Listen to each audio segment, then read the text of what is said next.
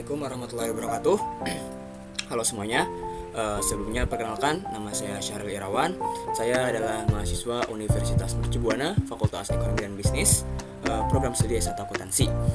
Nah, jadi di video kali ini saya akan melakukan dua uji di SPSS, yaitu uji statistik deskriptif dan uji asumsi klasik.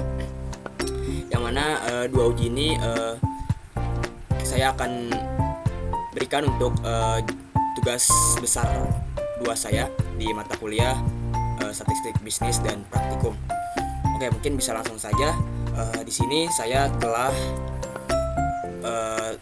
membuat tabulasi data yang mana terdapat 62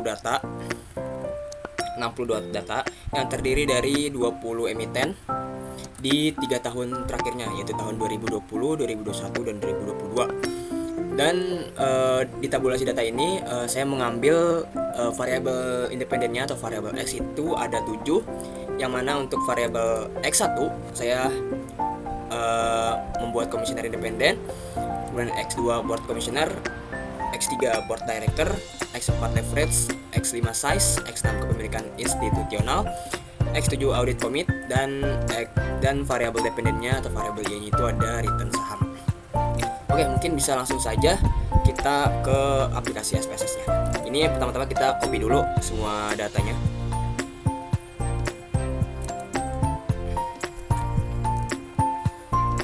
Kita masukkan ke aplikasi SPSS. Kita di data view, kita paste. Kemudian kita ke variable view, kita mengubah namanya. Ini menjadi X1, X2, X3, X4, X5, X6, X7, dan Y. Untuk type numerik width 8, desimal 2, dan labelnya kita untuk X1 kita masukin komisioner independen sesuai dengan yang telah saya cari, independen. X2 nya itu ada board commissioner, X3 nya ada board director, X4 nya itu ada leverage, X5 nya ada size, X6 ada kepemilikan institusional, X7 nya itu ada audit commit,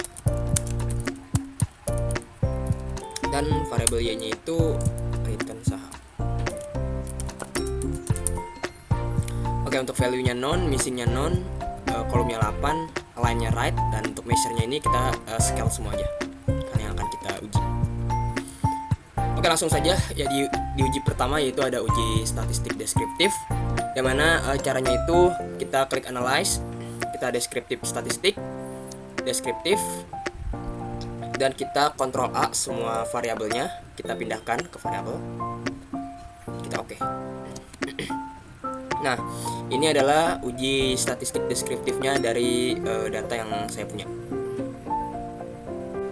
Oke, berikutnya saya akan melakukan uji yang kedua, yaitu ada uji asumsi klasik, yang mana uji asumsi klasik itu terdiri dari 4 uji, yang mana itu ada uji normalitas, kemudian yang kedua ada uji multikolinearitas, yang ketiga ada uji heterosidastitas, dan yang terakhir atau yang keempat itu ada uji autokorelasi. Oke, untuk yang pertama kita akan melakukan uji asumsi klasik untuk uji normalitas. Yang pertama, langkahnya itu kita klik analyze, kita ke regression linear, dependennya kita isi variabel Y, dan independennya kita isi variabel X nya. Kemudian kita lihat statistik. Oke, sudah benar. Dan plotnya ini kita checklist, histogram, dan normal probability plot. Dan continue, save. Di sini ada 2 kolom, yaitu ada kolom predicted value dan residual. Kita checklist di kolom residual, yaitu unstandardized.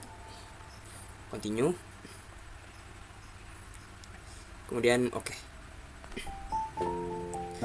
Nah, di output SPSS ini telah keluar. Di sini ada uji normalitas bagian belum keluar. Ini ada uji normalitas untuk histogram, dan ini ada uji normalitas untuk normal PP plot. Kemudian kita akan melakukan uji normalitas one simple KS. Caranya itu kita analyze, kita non parametric test, kita klik legacy dialog, kemudian one sample KS atau Kolmogorov-Smirnov test.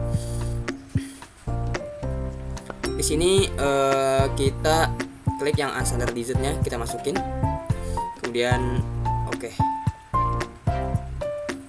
Nah, di sini telah muncul nilai dari one sample Kolmogorov-Smirnov test, yang mana kita lihat asumsi sigmanya bahwa itu hasilnya 0,027, yang mana itu jika tidak terjadi gejala di uji normalitas itu adalah 0,05, yang mana ini lebih rendah dari 0,05, yang mana kita harus melakukan pengobatan untuk uji normalitas. Nah, cara mengobatinya yaitu yang pertama, yang pertama kita ke transform, kita kemudian klik compute variable. Ini kita menggunakan metode ln, yang mana kita function groupnya kita pilih all, dan function and special variable-nya kita cari ln. Klik 2 kali. Nah, di sini masukkan yang x1-nya, komisioner independen, klik 2 kali. Dan di sini kita target variable, kita tulis x1. Kemudian oke. Di sini kita lihat di outputnya execute, artinya rumus telah masuk. Dan di sini kita lihat muncul variabel baru yaitu ln x1.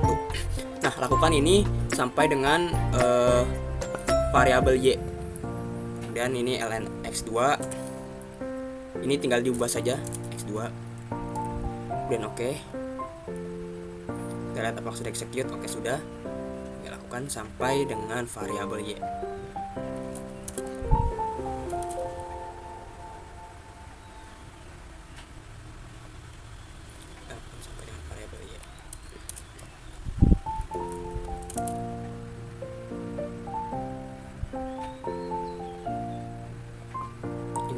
X5,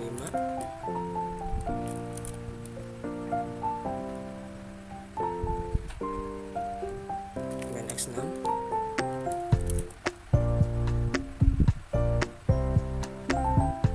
kemudian X7,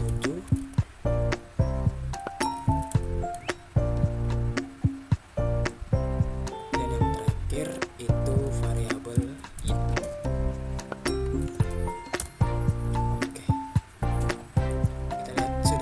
Semua dari X1, X2, X3, X4 sampai dengan Y. Kemudian berikutnya kita ke insert, analyze, regression, linear. Di sini kita reset terlebih dahulu. Dependennya kita isi ln Y, dan independennya kita isi yang ln X1, X2, X3, X4, X5, X6, X7. Kita lihat terlebih dahulu, kita pastikan ini tidak usah berarti. Kemudian ini kita centang unstandardized-nya, continue, dan oke. Kemudian kita lihat di one sample KS-nya, di analyze dan parametric test, legacy dialog, one sample KS. Sini kita reset, kita pilih yang unstandardized, yang ln yang baru. Nah, di output ini telah terlihat bahwa test distribution is normal dan tidak ada gejala, dan asumsi sigmatifnya itu di atas dari 0,05 yaitu 0,2, yang artinya uji normalitas ini tidak ada gejala. Oke, berikutnya kita akan melakukan uji asumsi yang kedua, yaitu uji multikolinearitas. Oke, langkah pertamanya itu kita balik aja ya ke sini. Kita klik analyze, mungkin ke regression, ke linear. Dah, di sini kita reset aja. Kita reset. Kemudian dependennya kita isi Y, dan independennya kita isi X1 sampai dengan X7. Nah, di sini yang agak berbeda dengan yang lain. Untuk uji multikolinearitas ini kita lihat statistiknya. Nah, ini kita checklist 3 yang ada di sini, yaitu estimates, model fit, dan ini collinearity diagnostic. Oke, langsung saja kita checklist, continue. Plotsnya tidak usah, kemudian save, kita centang unstandardized, dan continue, dan oke. Nah, di sini keluar output SPSS-nya. Nah, kita fokus di bagian coefficient ini. Kita copy dulu.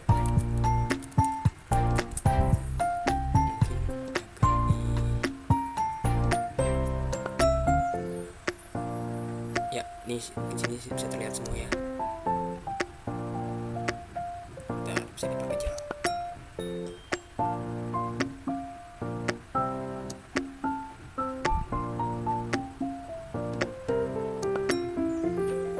Oke, di sini sudah terlihat nilai koefisiennya, dan di sini ada dasar pengambilan keputusan untuk uji multikolinearitas. Yang mana jika nilai tolerans ini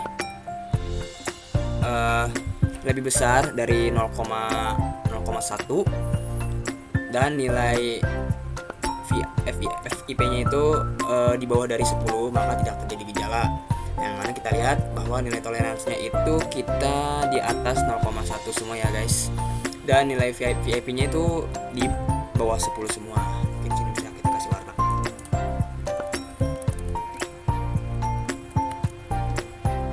Nah, sini ya guys, maka tidak terjadi gejala uji multikolinearitas. Oke, kita lanjut ke uji asumsi kelas yang ketiga, yaitu ada uji heteroskedasitas. Yang mana untuk uji ini angka pertamanya, di sini saya telah mempunyai variabel res 1, yang mana di ini saya ambil dari uji normalitas tadi. Dan berarti kita nggak usah analyze lagi untuk mencari variabel res 1. Nah, karena kita telah menemukan variabel res 1, jadi langkah berikutnya kita akan melakukan transform compute variable, dan di sini kita target variable kita tulis ABS. Ini kita reset dulu aja, reset ini ABS. Di sini function groupnya itu arithmetic, dan function special variablesnya habis kita klik 2 kali di sini. Nah, di sini kita masukkan unstandard residual yang res 1 tadi yang udah kita buat tadi. Klik 2 kali, kemudian oke.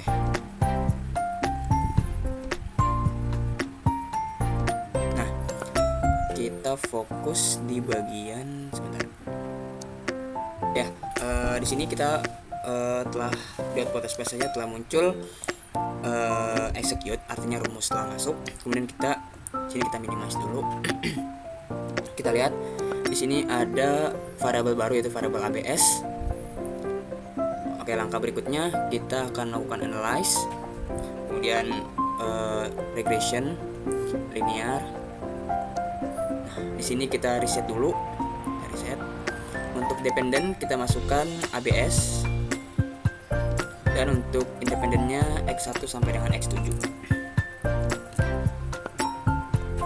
Dan oke, langsung oke aja.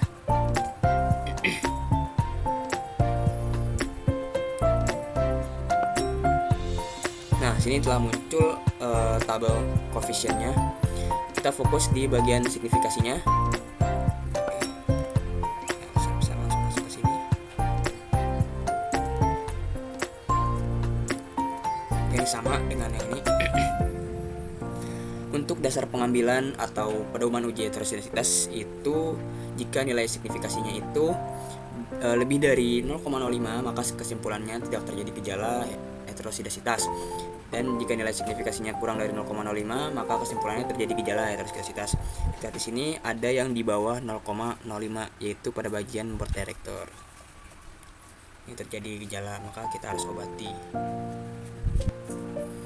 Nah, untuk cara mengobati uji heteroskedasitas itu, caranya kita balik ke SPSS. Yang pertama kita transform, kita compute variable, kita reset dulu ya guys. Kemudian di sini kita masukkan ln underscore y sama seperti tadi di uji normalitas, tapi bedanya nanti di function grupnya. Kita masukkan aritmetik, kita ln, klik 2 kali, kemudian cari y, kemudian oke.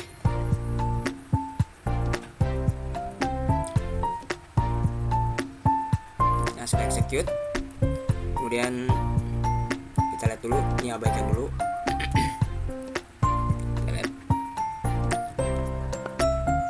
Nih, LNY ini sudah berubah, beda dengan yang tadi. Oke, lanjut. Kemudian kita analyze, kita regression, kita linear. Di sini kita reset, kita cari yang LNY, kita masukkan ke dependent. Kemudian X1 sampai dengan X7 kita masukkan ke independent. Di sini save-nya kita centangkan centerized. Oke. Nah, sini telah muncul output SPSS-nya. Sini kita abaikan lagi dan kita fokus di sini. Di sini telah muncul variabel baru yaitu res4, yang mana langsung saja langkah berikutnya kita ke transform, kita ke compute variable. Sini kita reset lagi, kita abs underscore res. Di sini arithmetic, kemudian abs. Di sini kita masukkan yang res4 tadi. Kemudian kita oke. Kita lihat. Nah, di sini sudah execute. Kemudian kita lanjut ke sini, masih kita hiraukan. Nah, di sini muncul variabel baru yaitu abs res. Kemudian langsung ke analyze, kita ke regression linear. Di sini kita reset terlebih dahulu, kemudian abs res kita masukkan ke dependent dan independennya X1 sampai dengan X7.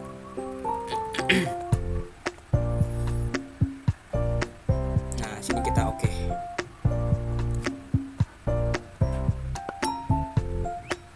Nah, di sini sudah terlihat nilai dari uji heteroskidastitas yang baru. Nah, kita copy. Nah, kita lihat sama. Nah, ini adalah nilai uji heteroskidastitas setelah diobati, yang mana nilai signifikasinya itu tidak ada yang di bawah dari 0,05.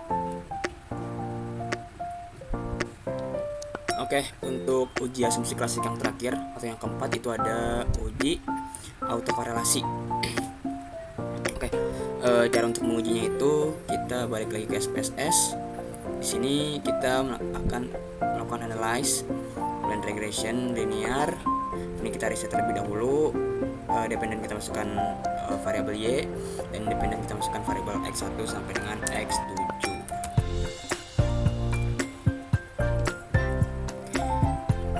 Nah, di sini statistik. Nah, di sini kita centang Durbin Watson-nya. Kita menggunakan metode Durbin Watson untuk uji autokorelasi ini. Continue. Dan oke. Nah, kita fokus di model summary-nya. Di sini nilai Durbin Watson itu 2100. Oke. 2100. Nah, untuk uji autokorelasi ini, jadi di sini saya telah menyunting dari suatu jurnal bahwa untuk menguji nilai autokorelasi ini ada yang harus diketahui, yaitu tabel DW atau Durbin Watson ini direproduksi dengan merubah format tabel mengikuti format tabel DW yang umumnya dilampirkan pada buku-buku teks statistik atau ekonometrik di Indonesia agar lebih mudah dibaca dan diperbandingkan. Kemudian untuk simbol K pada tabel yang dimaksud itu tabel di bawah ini yang telah saya ambil dari Google,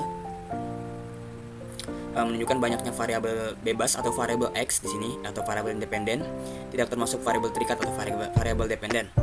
Kemudian simbol N pada tabel menunjukkan banyaknya observasi. Nah, Nah, di sini yang kita gunakan itu variabel x-nya itu kita ada 7 dan n-nya itu kita ada 60 data. Yang mana kita cari k sama dengan 7 dan n sama dengan 60. Kita ambil nilai du-nya. K sama dengan 7 dan n sama dengan 60. K sama dengan 7 ini 18505. Sini ya nilai DU-nya 18505. Nah, untuk syarat jika tidak terjadi gejala autokorelasi itu adalah nilai DW itu dan DU. Nilai DW itu harus lebih besar daripada nilai DU dan nilai DW itu harus lebih kecil dari 4 dikurang nilai DU. Yang mana nilai DW kita itu 2100 dan nilai DU kita 1800. Maka untuk syarat pertama ini kita telah cocok, dan syarat keduanya DW harus lebih kecil dari 4 dikurang DU. Yang mana 4 dikurang DU itu sama dengan 2,1495. Yang mana nilai DW kita lebih kecil daripada nilai 4 dikurang DU. Jadi kita tidak terjadi gejala autokorelasi. Nah, mungkin itu saja, cukup sekian video kali ini mengenai uji statistik deskriptif dan uji asumsi klasik untuk memenuhi syarat tugas besar 2 saya di mata kuliah statistik bisnis dan praktikum. Terima kasih. Wassalamualaikum warahmatullahi wabarakatuh.